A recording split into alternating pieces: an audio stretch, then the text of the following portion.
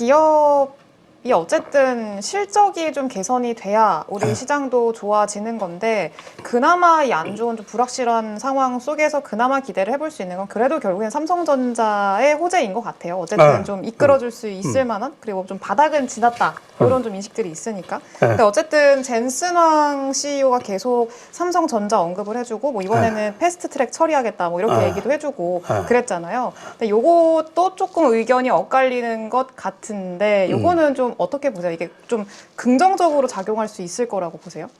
그렇죠. 그러니까는 지난번엔 그 종가 기준으로 49,900원으로 끝났잖아요. 네. 그날에 이제 자사주 발표도 하고 외국인이 오랜만에 순매수를 하고 1,300억 이상 이제 매수를 했잖아요. 그러니까 강력한 이제 그 바닥이 구축이 된 거예요. 그 10조라 그러면 엄청 큰 돈 아니에요. 그죠? 그렇죠. 거기다 그거를 1년 내에 자사주를 매입하고 그다음에 3조 원어치는 소각을 한다 그랬어요. 3개월 내로. 그거는 그러니까 이제 시장에 시그널을 보낸 거예요. 야, 5만 원은 그냥 만약에 다시 5만 원 초반이 되든가 그러면 무조건 매수해라. 우리가 사줄게. 그 얘기랑 마찬가지인 거예요. 그러니까는 그거는 되게 좋은 호재죠. 이제 거기에 만약에 6만 원 가고 7만 원 가려고 그러면 실력으로 보여줘야죠. 실력. 그러니까 실력이 뭐 다른 게 아니에요. 젠슨황 그 엔비디아에 납품이 되고 이제 HBM 앞으로 이제 4도 나오잖아요.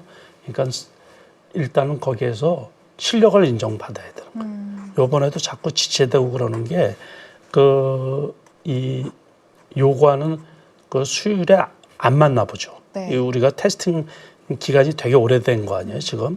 뭐 하이닉스 같은 경우는 벌써 지난해부터 납품을 했던 건데, 그러니까는 그거를 이제 이 엔비디아 쪽에서도 삼성전자를 얼마나 그걸 받고 싶어 하겠어요. 그래도 우리나라 최고 기업이고 그런데. 그렇죠. 그러니까는 그래서 아무튼 거기에서 이제 매출이 제대로 발생하고 그러면 다시 요번에 이 격차가 벌어졌던 거를 뛰어넘어서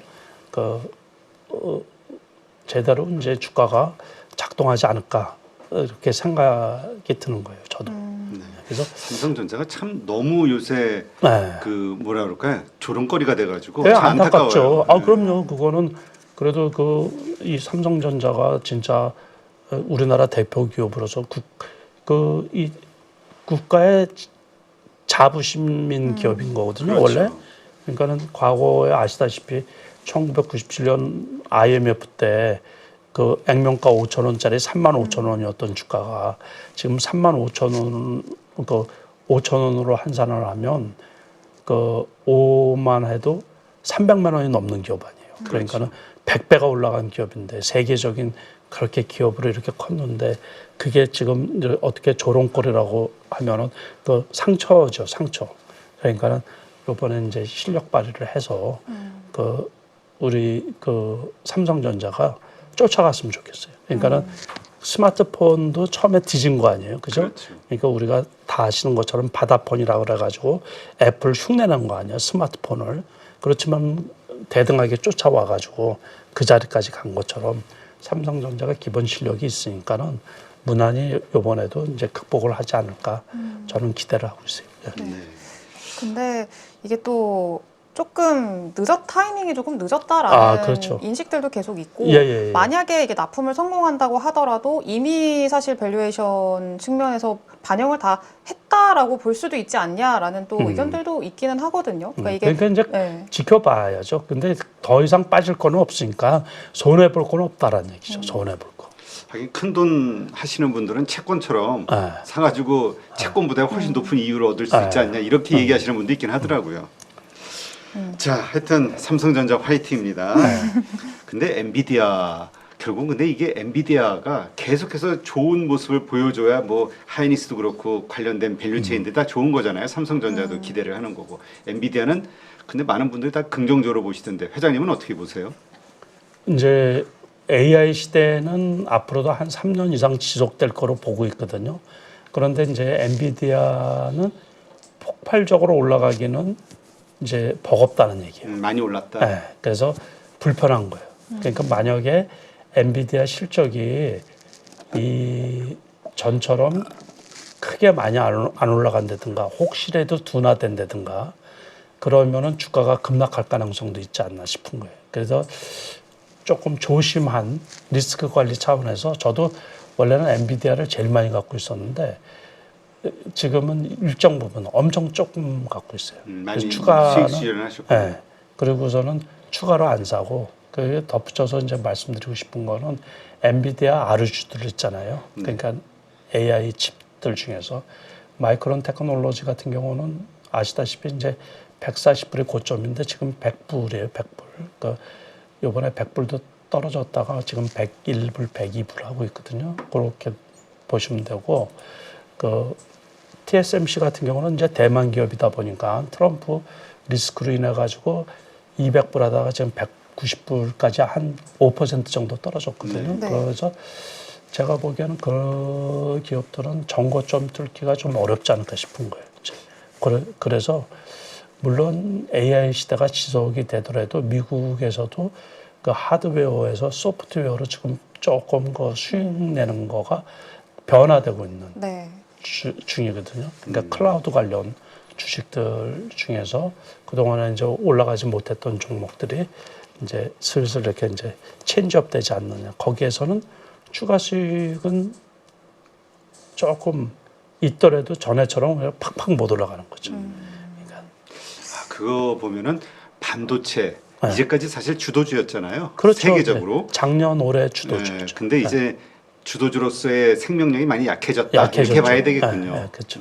그러니까는 한참 성장하던 때 폭발적으로 그냥 매출이 팍팍 들어갈 때가 이제 최고로 이제 클라이막스를 친 거고 그거 진짜 엄청 많이 올라간 거죠. 그렇죠. 그러니까 많이 올랐죠. 저도 그 액면 무단을 하기 전에 300불일 때 사고 그랬으니까는 그러면 5배 올라간 거죠. 5배. 엄청 올라.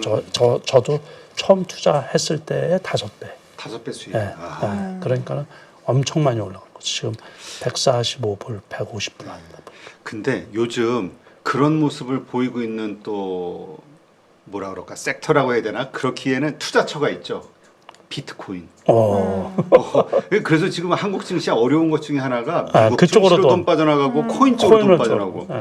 깜짝 놀랐어요. 그 도지 하나 가지고 하루에 23조 거래액 나왔다 해가지고 어떻게 보세요? 이 비트코인 이 열풍 이것도 반복돼 왔던 역사잖아요. 그렇죠. 그러니까 이제 비트코인은 다른 거하고 틀리게 그 반감기라고 있잖아요. 네. 네. 그래서 지난번에 4차 반감기가 끝나고 내년인가 5차 반감기가 있어요. 반감기 때는 이제 아시다시피 채굴을 하면은 그 주는 게 반으로 줄어든다 그래가지고 반감기라거든. 네.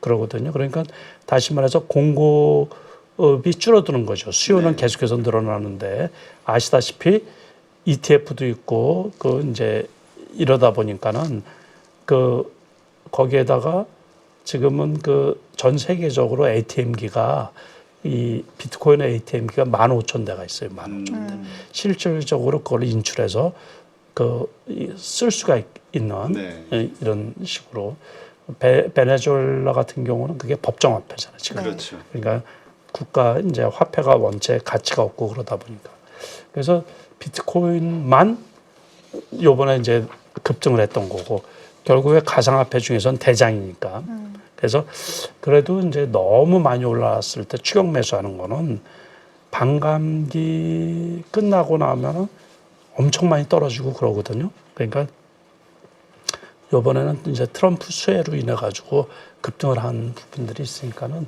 저 같은 경우는 추격 매수는 조금 좀 조심해서 해야 되지 않을까 싶은 거예요. 그러니까 모든 게 우리 뭐 모든 가격이라는 게 너무 올라가면 아무튼 위험하니까.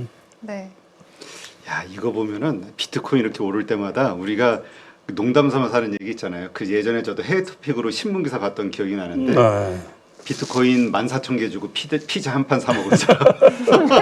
그게 몇 천억짜리 피자를 먹은 거예요. 2009년도 처음 이렇게 나왔을 때 그 1달러가 안 됐거든요. 네. 뭐 0.00008달러 막 그랬거든요. 그러니까는 그랬는데 이제 세상이 뒤바뀌어진 거죠. 네, 참. 지금은 거의 이제 안정성이 확보가 돼가지고. 그러게 자산으로 인정받는 것 같아요. 예, 그렇죠. 그러니까. 근데 이것 때문에 주식 시장이 더 흔들리거나 더 이렇게 약해지거나 할 가능성은 없을까요? 거기 일단은 이제 너무 가격이 높아서 이제 지금 거기에서 투자하고 그러는 데는 리스크가 좀 있지 않나 싶은 거예요. 그러니까 아무튼 이제 하시는 분들 입장에서는 계속 수익이 나면 좋겠지만 그거 가지고 큰 우리나라 같은 경우는 아직 인정을 못 받은 거 아니에요. 그러니까는 ETF도 안 되고 그러다 보니까 그 큰 영향은 없다고 보거든요. 그러니까 하시는 분들만 하시고 그러니까. 그러면 회장님은 그 비트코인이나 암호화폐를 좀 투자처로 고려하고 계세요? 아니요. 아니, 심플하게. 저는 옛날에 벌써 그거를 10년 전, 9년 전 1비트코인이 25만 원, 26만 원일 때 하다가 그러니까 그때 한 5천만 원을 했는데 그거 지금 갖고 있으면 한 300억, 400억 정도 돼요. 그리고서는 그때 왜 뭐 이 사기도 많이 발생하고 그렇죠. 그 해킹도 많이 있고 막 그랬잖아요. 그때 안 한 거예요. 뭐 복잡하고 뭐 그래가지고 리스크가 있고 그러고 또 그거는 이제 하루 종일 하다 보니까는 그렇죠. 네. 피로도가 쉴도 좀 없고. 그러니까는 저한테는 이제 맞지 않다고 생각들면 저는 안 하는 편이거든요. 네. 세상에 투자할 만한 거는 다 해봤어요. 다 해봤는데 이게 단순화 시켜가지고 주식하고 미국 주식하고 그러니까 저는 해외 주식도 투자를 한 지가 원체 오래되거든요. 한 15년 그 이전부터 했는데 지금은 여러 나라 투자도 안 하고 미국 주식 하나 하고 국내 주식 다른 거는 일치 안 하고 선물 옵션도 안 하고 그래서 좀 단순화시킨 거예요. 그렇다면 이제 지금 금리 인하 이제 계속해서 이제 해 나갈 거라고 보고 물론 쉽지 않을 거라는 의견도 있습니다만 어쨌든 금리 인하가 시작돼 있는 사이클상 시작이 된 시점인데 이게 과거와는 좀 다르다라고 생각하시나요? 왜냐하면 그럼 과거와 비슷하다고 하면 그 주식의 이 상승 패턴이 비슷할 거라고 봅니다. 그 과거와는 다른 거죠. 상황이 또 달라졌으니까. 어떤 것들이 다르죠? 일단은 이제 그 트럼프 2기가 출범하면서 완전히 달라진 거예요. 완전히 경기 전망부터 그러니까는 트럼프 스톰이라고 할 정도로 전 세계가 지금 긴장하고 있다 보니까는 그 물가 상승이 다시 인플레이션이 다시 이렇게 되는 편 아니에요? 네. 그 강달러가 되고 뭐 이러다 보니까는 경제 환경 전망, 경제 전망 자체가 완전히 달라진 거예요. 그러니까는 과거처럼 지속적으로 지금 금리 인하를 하기도 어렵고 시장 상황이 인플레이션이 된 상태에서 돈을 풀어버리면은 이게 물가를 진짜로 더 많이 올라가서 버블이 더 크게 생기는 꼴이 되다 보니까는 완전히 틀어진 거죠. 그렇죠. 일본이 우리가 30년 경제 불황 하잖아요. 네. 그 가장 큰 원인이 부동산 급등이거든요. 네. 그것 때문에 그런 거고 중국이 지금 내수가 아주 순엉망이잖아요. 네. 그것도 가장 큰 원인이 부동산 부채가 너무 심각해서 그런 그렇죠.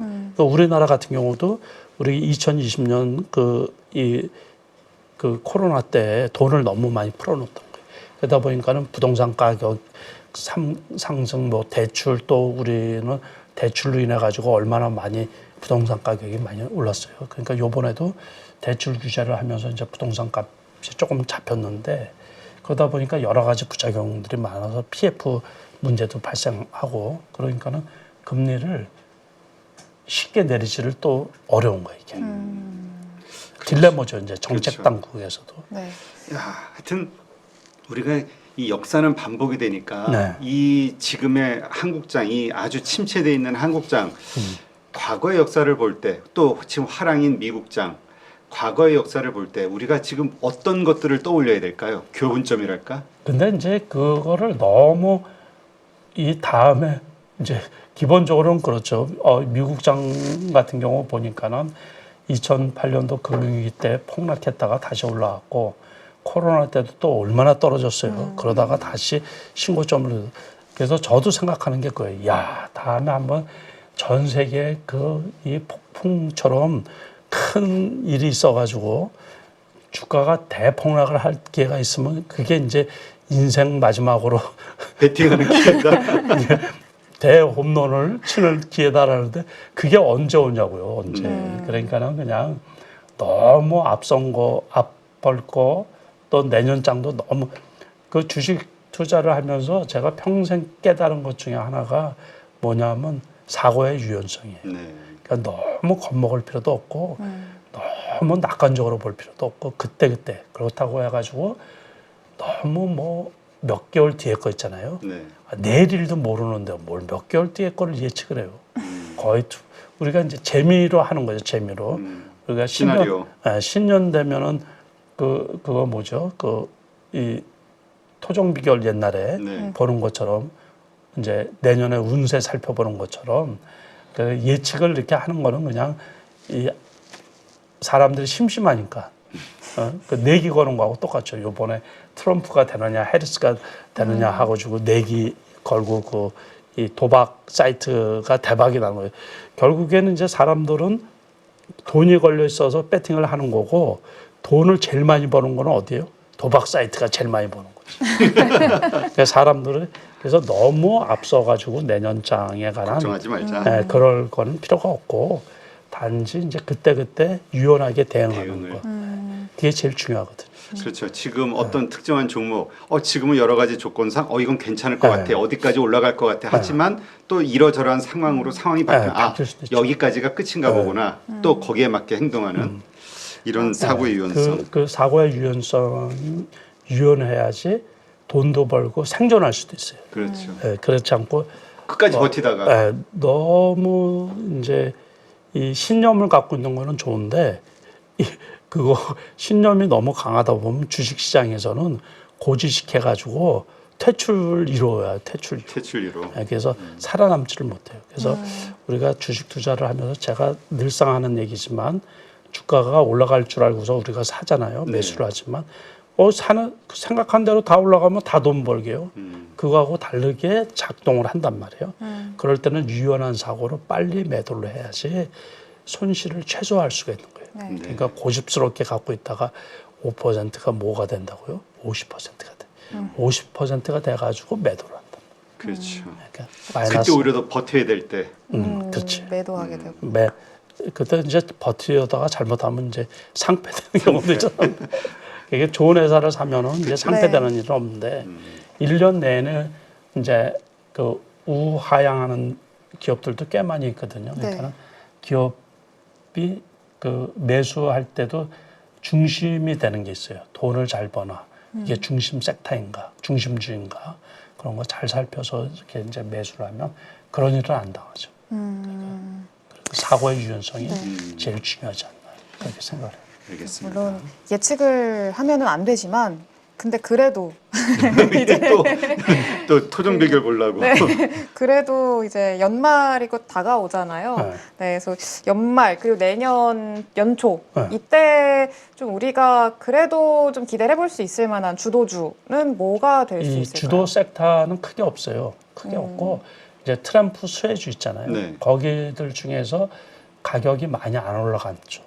그리고 아까 말씀드린 것처럼 이제 재건주 쪽, 뭐 이런 쪽은 제가 보기에 저점에 저 역시 매수를 하고 있거든요. 그래서 그런 쪽은 이제 그 어떤 게 좋은지는 모르면은 인터넷 이렇게 검색을 하면 다 나와 있고 그러니까 조선 기자재업종도 좋고 뭐 그러니까는 그래도 괜찮을 것 같아요. 그리고 이제 소형 원전 관련주들도 많이 올라간 거 말고 그래서 거기도 지금 이제 시장에 들어와 있는 돈이 제한적이다 보니까는 다 올라가는 게 아니에요.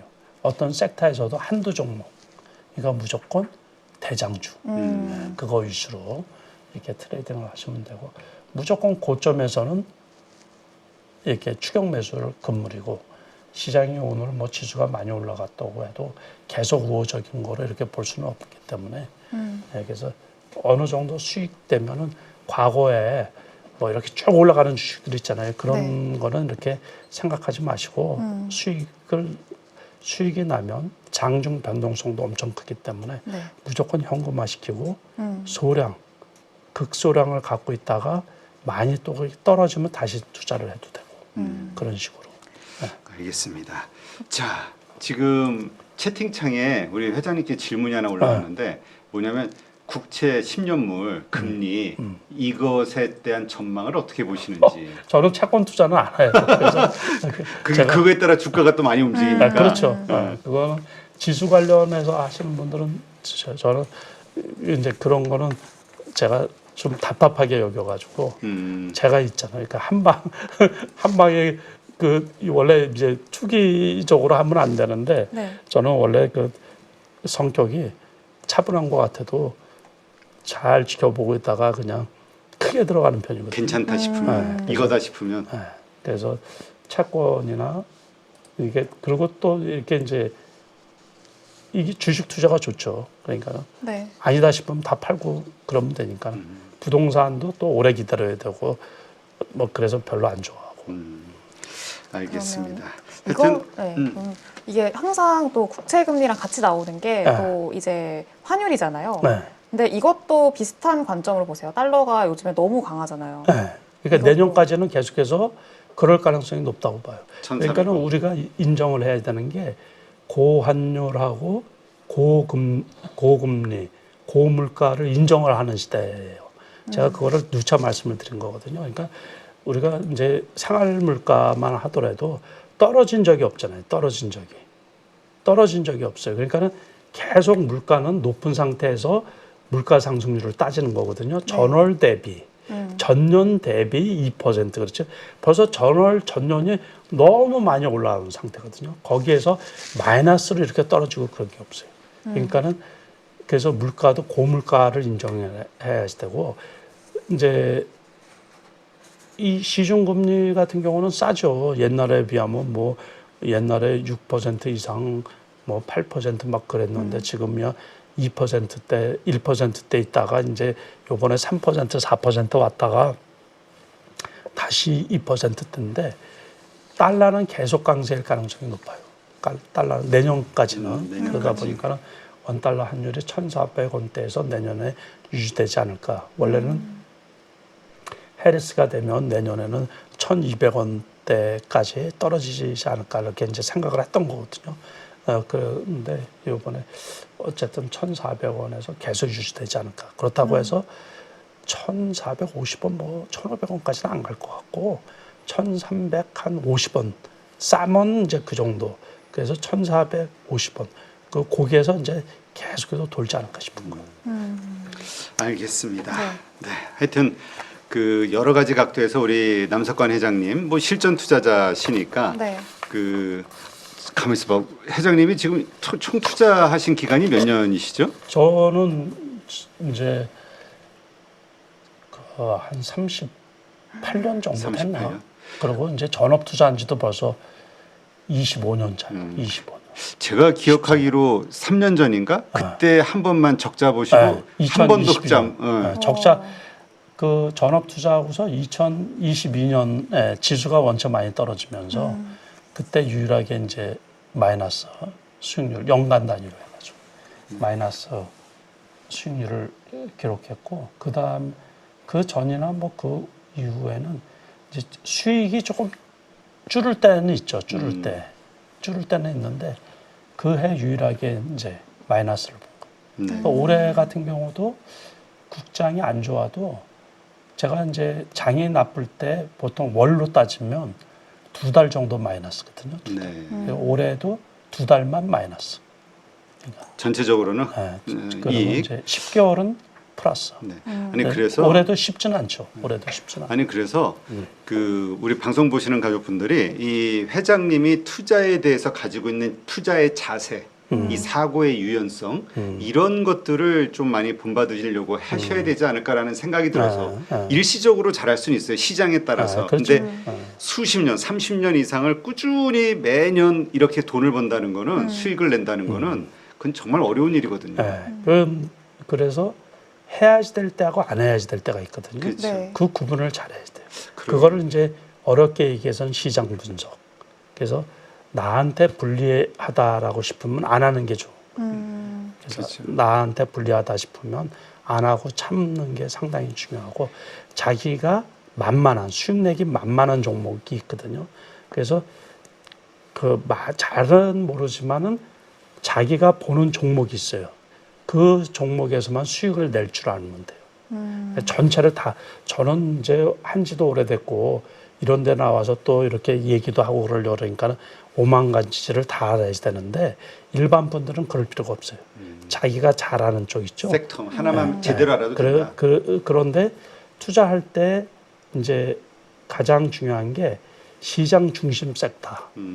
그거를 해야 돼요. 그러니까 소외된 쪽 있죠. 네. 그쪽은 할 생각을 하시면 안 돼요. 그러니까 사양 산업을 하는 기업에 투자를 하면 주가가 계속 떨어진단 말이에요. 그러니까 앞으로 주식 가격은 무조건 기업 가치에 수렴한다 그랬어요. 여기서 기업 가치라는 것은 돈을 얼마나 잘 버느냐. 과거에 버는 게 아니라 앞으로 벌 가능성이 있는 기업에 투자를 해야 된다. 네. 저 근데 그것도 궁금해요. 그러면은 혹시 제약바이오 쪽으로는 별로 그렇게 왜냐하면 기업 가치를 말씀을 하셨으니까. 근데 네. 그래서 이제 기업 가치 때문에 요번에 이제 피해를 많이 본 쪽이 우리가 과거에 그 신라젠 같은 경우 네. 이제 그런 경우는 이제 그 임상 3임상이 성공을 하면 그 기대 심률에서 14만 5천 원대까지 올라갔던 거거든요. 지금 얼마냐면 2천 원대 있어요. 이번에 대규모 유상증자를 하면서 그래서 우리가 그거를 무수히 많이 봤던 거예요. 무수히. 네. 그리고 바이오주에 대한 그 환상을 이제 그 아실지 모르겠지만 황우석 박사 네. 네. 줄기세포 줄기세포 때 그때 이제 버블이 엄청 많이 터진 거거든요. 그렇죠. 버블이. 그래서 되지도 않는 그 줄기세포 가지고 일부 기업들은 거기서 성과를 내는 기업들도 있어요. 그런데 이제 그때 당시만 하면 무늬만 줄기세포. 아까 말씀드린 것처럼 무늬만 2차 전지. 그래서 그거 옥석 가리기를 할 줄 아시면 돼요. 그래서 무늬만 그거는 무조건 주식 가격이 원래 가격으로 주식 투자의 주식 가격은 그 원래 가격으로 돌아가려는 회귀 본능이 있어요. 네. 모든 주식은. 그래서 기업 가치에 비해서 많이 올라가면 버블. 그거를 추격 매수하면은 올해 주식시장에서 살아남기가 어렵죠. 그래서 그 가치가 있느냐 없느냐 그거를 잘 살펴서 그 테마주 있잖아요. 테마주 투자를 할 때도 이제 대선 관련주 뭐 그래가지고 그런 거는 오래 못 가요. 오래. 네. 그래서 결국에 이제 기업 가치에 우리가 이렇게 하다 보면 이 석유 관련주, 원유 관련주도 급등할 때 있잖아요. 네. 원유 가격은 기본적으로 떨어지게 돼 있어요. 떨어지게. 그러니까 그런 거를 그래서 절대로 저는 그런 거에 투자를 안 하거든요. 그런 거나 이슈가 있더라도 돈 버는 거하고 관계없는 이슈로 해서 주가가 올라가는 거는 쳐다도 안 봐요. 보통은. 그래서 이제 기본적으로 관리 종목 잘 안 하고 이제 환기 종목 거의 안 하고 동전주 안 하고 그게 이제 기본 원칙이에요. 일단 리스크 있는 거는 그냥 피해가는 하지 게 말자. 최고죠. 네, 이렇게 보면 되겠군요. 돈을 조금 벌더라도 그런 거를 피해가다 보면 이제 내가 어떤 주식에 투자를 해야 되겠다라고 투자자분들이 그 이제 이렇게 정립이 되겠죠. 정립. 네. 알겠습니다. 자, 마지막으로 회장님 그 노트 좀 보여주실 수 있나요? 이거를 자, 이거 마지막 장면으로 이거 하나 보여드리면서 마무리를 져야 될 것 같아요. 이렇게 수십 년간 그 시장에서 경험을 쌓으시고 실력이 있으신 분인데 매일매일 내가 실수한 것들 혹은 그 기업해들 이슈들 기업 이슈들을 많이 적어놓죠. 보통. 그 카메라 이렇게 한 번만 보여주세요. 이거로 네. 이 카메라가 이렇게 앞으로 어디로? 이렇게 좀 올려셔서 보이시나요? 이 우와. 노트 예, 1년에 이거 한 권 꼬백하게 다 쓰시죠? 그렇죠. 빽빽하게. 이제 보면 이게 이제 요거는 이제 월. 네. 하루 이렇게 메모를 있잖아, 하신다는 거. 하루 이렇게 해서 올해 지금이 11월 오늘 월요일인데 오늘 여기 오느라고 못 적은 거예요. 예, 오늘 이제 숙제하셔야 됩니다. 예, 마무리 할 때 이제 오늘 날짜로 보면 오늘 날짜가 이게 오늘은 종가만 적은 거예요. 종가 적어서 이렇게 나온 거고 일정 같은 거 이렇게 쭉 적혀져 있고 정면으로 제대로 이게 제가 한번 이렇게 제가 잘 나오니까 한번 해보겠습니다. 많이 써져 있는. 그러니까. 근데 이거를 쓰시고 다시 보세요? 그럼 봐야죠. 정면 잘 나와요? 지금 잘 보여 글? PD 잘 보여요? 빛이 반사돼 가지고 안 보일까봐 이렇게 하신다는 거. 거기에서 보면은 그 여기에 보면은 이제 맨 위에 일정이 있어요. 일정. 네. 일정 같은 경우는 이제 그 예를 들어서 여기 보면은 유상증자 나오는 것들이 있거든요. 네. 요거는 이제 내일 모레 전환사채 나오는 거 이런 거를 다 적어놔야지. 되게 디테일하게 적으시네요. 그거는 상당히 중요하죠. 그렇죠. 제가 말씀드린 것처럼 이제 삼부 토건은 관리 종목인데 오늘이죠, 오늘 500만 주인가 전환사채가 나와요. 500만 주. 그러면 그 어제 일요일 날인가 이제 이때 발행이 나오는데 그럼 주가가 당연히 떨어지죠. 그렇죠. 그게 소화가 된 다음에 이제 올라가고 그러거든요. 네. 떨어질 때 매수를 한다든가 이제 그런 일정을 살펴서 이게 그렇지 않고서 가만히 있다 보면 전환사채 뭐 150만 주 나오고 그러면 주가가 떨어지는 경우가 많아요. 그렇지. 또 유상증자가 다음 주에 예정되어 있는데 또는 보호예수 물량 신규주들 같은 경우 그러면 주가가 당연히 떨어지는 거죠. 근데 그거 체킹을 안 해놓으면 사갖고 그날 그 전날 사갖고 벼락 맞는 경우가 있죠. 그래서 그런 것들을 다 체킹을 해야지 리스크를 최소화할 수 있어요. 네. 그런 거는 이제 잊어버릴 수가 있기 때문에 네. 줄을 계속해서 쳐놓고서 확인하는 거예요. 월요일 날 딱 됐잖아요. 그럼 이번 주 스케줄, 그러니까 어제 같은 경우 밤에 미리 체킹을 하는 거예요. 그러고서 이제 그런 종목은 피해가면서 이제 매매를 한다든가. 저는 많은 이제 분들이 원체 많은 종목을 이렇게 네. 트레이딩하고 그러기 때문에